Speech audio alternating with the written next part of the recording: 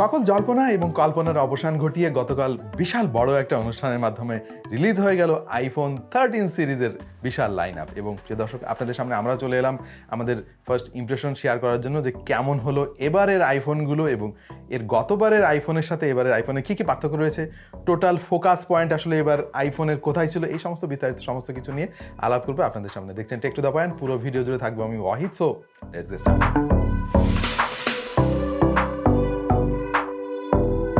অ্যাপেলের আরও কিছু প্রোডাক্টের সাথে এবার আইফোনের মোট 3টা ভার্সন রিলিজ পেয়েছে। এর মধ্যে একটা হচ্ছে আইফোন 13 অবভিয়াসলি, এবং আইফোন 13 প্রো, এবং রয়েছে আইফোন 13 প্রো ম্যাক্স। বাট সবার ফোকাস আসলে আইফোন 13 প্রোকে ঘিরে, সুতরাং আমরাও এই মডেলটির উপর একটু বেশি ফোকাস করার চেষ্টা করব।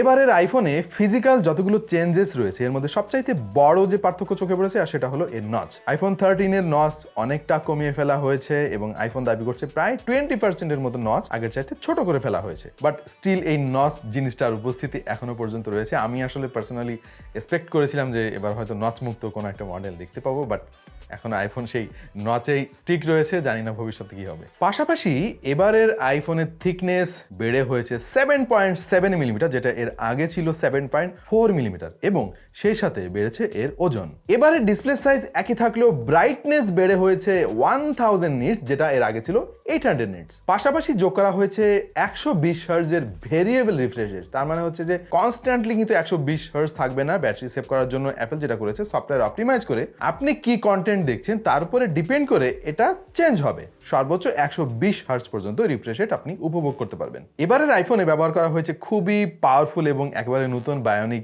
A15 চিপসেট, সাথে রয়েছে 5 কোরের গ্রাফিক্স কার্ড। আইফোন 13 এর ক্যামেরায় কিন্তু প্রচুর চেঞ্জ এসেছে এবার, এবং প্রথমে যেটা আপনার নজরে পড়বে সেটা হচ্ছে এর ক্যামেরা বাম কিন্তু আগের চাইতে অনেক বেড়ে গিয়েছে। ক্যামেরার রেজুলেশন আগের মতোই থাকছে, তবে এবার মেইন সেন্সরের অ্যাপারেচার বাড়িয়ে করা হয়েছে 1.5, ফলে লো লাইটে আরো ভালো ছবি তোলা যাবে। এর 12 মেগাপিক্সেলের টেলিফটো লেন্সের অ্যাপারেচার কমানো হলেও এবার 3x পর্যন্ত অপটিক্যাল জুম করা যাবে। আরো পরিবর্তন লক্ষ্য করেছি আমরা এর আলট্রা ওয়াইড ক্যামেরায়। এবারের 12 মেগাপিক্সেলের সেন্সরটির অ্যাপারেচার বাড়িয়ে করা হয়েছে 1.8, যেটা আগে ছিল 2.4, ফলে আরো নিখুঁত ছবি তোলা যাবে। আর মজার ব্যাপার হচ্ছে এবারের আলট্রা ওয়াইড সেন্সর দিয়ে কিন্তু আপনি ম্যাক্রো ফটোগ্রাফিও করতে পারবেন। যেহেতু অ্যাপারেচার অনেক বেশি, তার মানে নিখুঁত সব ছবি তোলা যাবে 12 মেগাপিক্সেলের এই ওয়াইড অ্যাঙ্গেল সেন্সরটা দিয়ে। পাশাপাশি এবারে সবগুলো ক্যামেরাতে থাকছে নাইট মোড, যেখানে সফটওয়্যার অপটিমাইজেশনের মাধ্যমে আরো চমৎকার ছবি তোলা সম্ভব। এবারের ইমেজ সিগন্যাল প্রসেসর আরো ইমপ্রুভ করা হয়েছে বলে দাবি করছে অ্যাপল। আর অ্যাপল দাবি করছে এবারে সবচাইতে বড় পরিবর্তন করা হয়েছে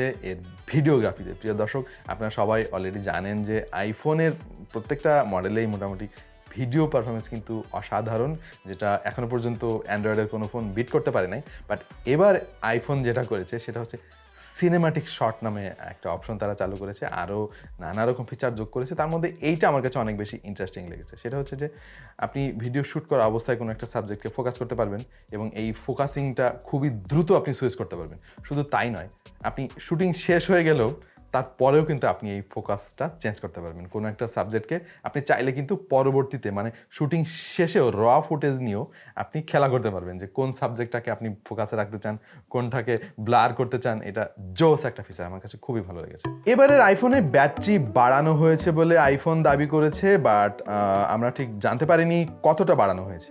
এর আগেরটাই তো আমরা জানি 2800 mAh ব্যাটারি ছিল, সম্ভবত এবার 3300 mAh করা হতে পারে। পাশাপাশি এবার প্রো ভার্সনে 1 টেরাবাইট পর্যন্ত মেমোরির অপশন থাকছে, যেটা এর আগে ছিল 512 মেগাবাইট সর্বোচ্চ। আইফোন 13 এর প্রোগ্রাম শেষ হয়ে যাওয়ার পরে আমরা যেটা জানতে পারলাম সেটা হচ্ছে যে ওই যে স্যাটেলাইট কানেক্টিভিটি দেওয়া হবে বলে যে একটা গুজব রটেছিল, এটা আসলেও গুজব।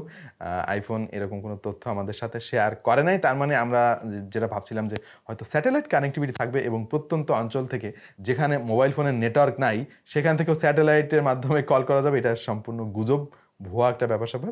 সব রিউমার আসলে সত্যি হয় না, বাট আমরা দেখতে পেয়েছি যে অধিকাংশ যে রিউমারগুলো আমরা এর আগে জানতে পেরেছিলাম বা শুনতে পেরেছিলাম আইফোন 13 সম্পর্কে, সেগুলো অলমোস্ট সবই মিলে গিয়েছে, এক্সেপ্ট এই স্যাটেলাইট কানেক্টিভিটির ব্যাপারটা ছাড়া।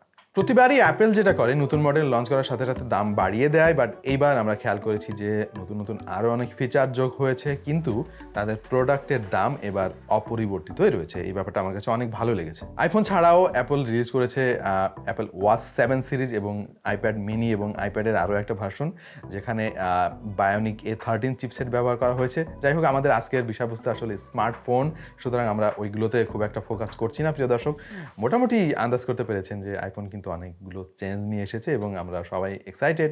সারা পৃথিবীতে আইফোনের সম্পর্কে সবাই একটু বেশি এক্সাইটেডই থাকে।